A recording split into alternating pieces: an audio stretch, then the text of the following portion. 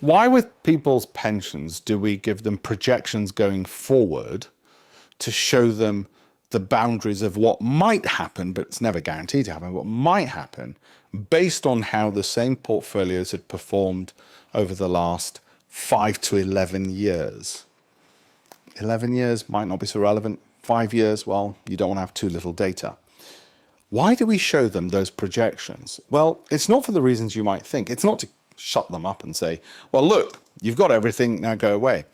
Actually, it's because we want them to be as well informed, educated as we are as experts about their portfolio. We want them to understand that if the same stocks that have done incredibly well, which still look undervalued and are growing, have done incredibly well over the last 5 to 11 years, continue to do well in their portfolio, then the probability of getting the returns they want are this, but there might be headwinds.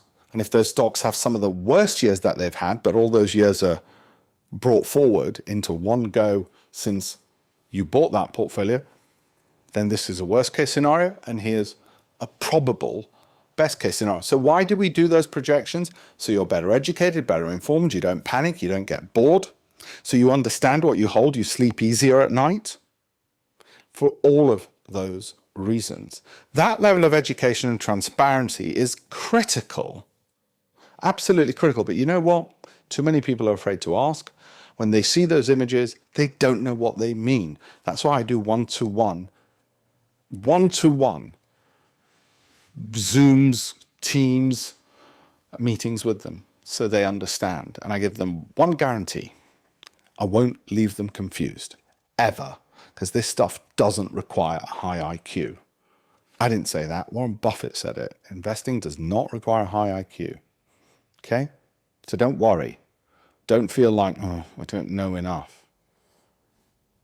You're not meant to know lots until we sit down and have a chat. Then you'll know lots. Have a look at the links in the bio. Thanks very much.